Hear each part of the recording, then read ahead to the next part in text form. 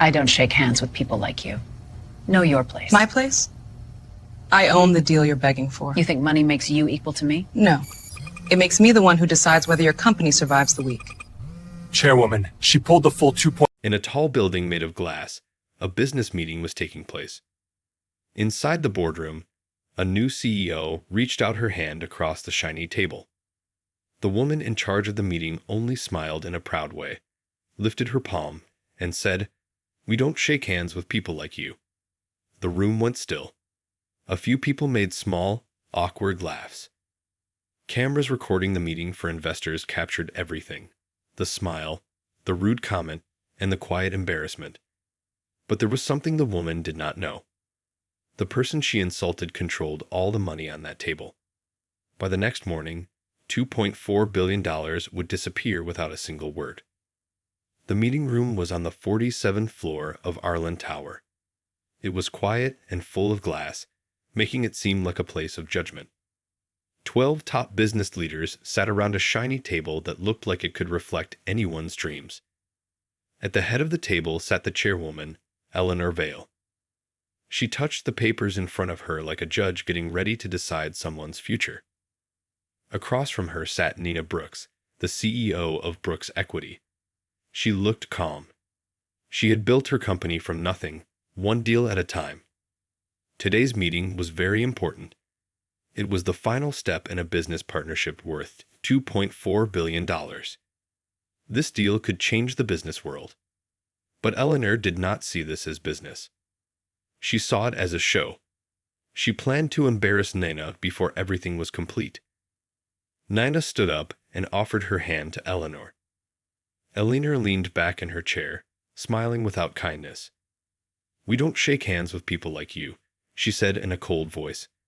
The sound of her words cut through the quiet room. Everyone stopped. A few men looked at each other nervously. One cleared his throat. Another let out a short laugh. The moment felt long and sharp. The cameras recording the meeting caught all of it: the hand in the air, the insult, the laughing. Nina did not move. Her hand stayed still for a moment before she slowly lowered it. She did not make any sign of anger or sadness. She stayed completely calm. Her silence was not weakness. It was her thinking. "Understood," she said softly, then sat down. Eleanor smiled like she had won something. "Now that we're clear on protocol," she said, "let's proceed." The meeting went on. Eleanor's voice sounded sharper each time she talked about numbers or plans. She kept interrupting Nina. She corrected Nina's team harshly. She laughed at Nina's business model and said it was aspirational.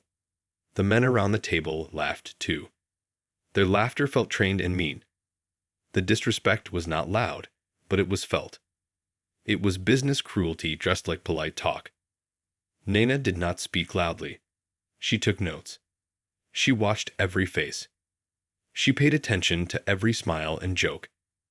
When Eleanor leaned close and said, "You'll learn, Miss Brooks, that this industry doesn't reward emotional ambition," Nina only nodded.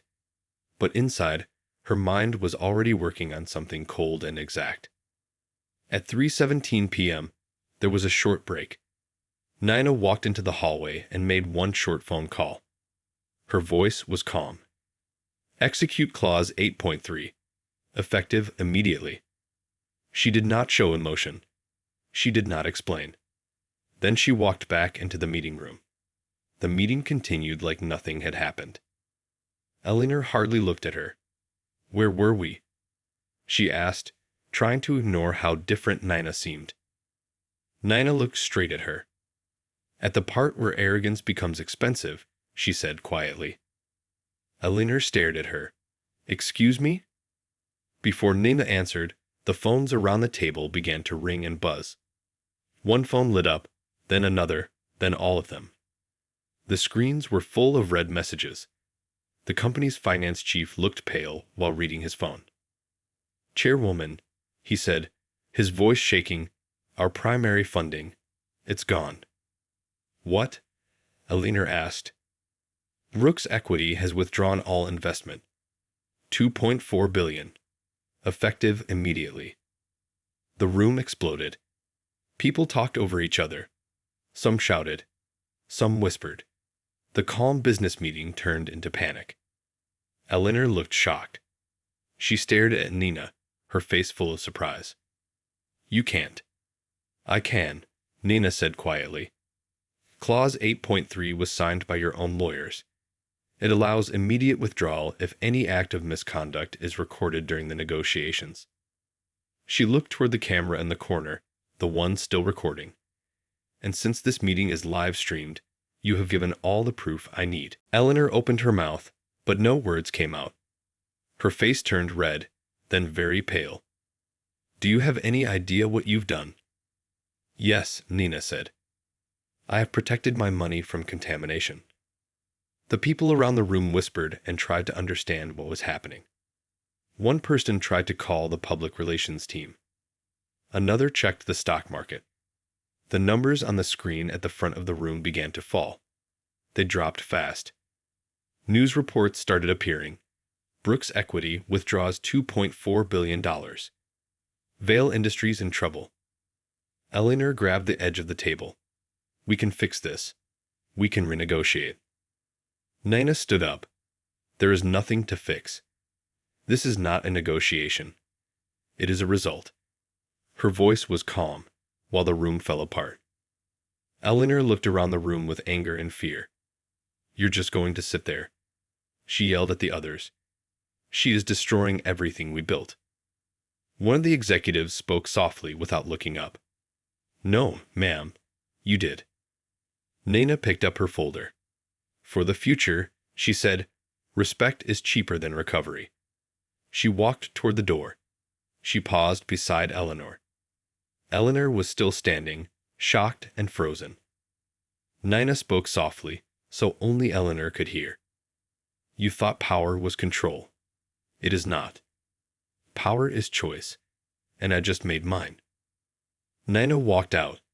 The cameras caught her calm reflection in the glass walls. She left the meeting she no longer needed. Behind her, the company fell apart. The stock dropped 38% by evening. Banks demanded payments. Investors left quickly. That night, Eleanor's face appeared on all the news channels as the woman who lost billions because of one sentence. Nina did not give any interviews. She only shared one short message. Partnerships end when respect does. The next morning, newspapers and business channels named the event the Handshake Collapse. Business schools studied it for years. But in quiet offices around the world, many women who had been ignored or talked down to watch the recording again and again. They whispered Nina's name like a warning. Because real power does not always shout. Sometimes it simply stops shaking hands.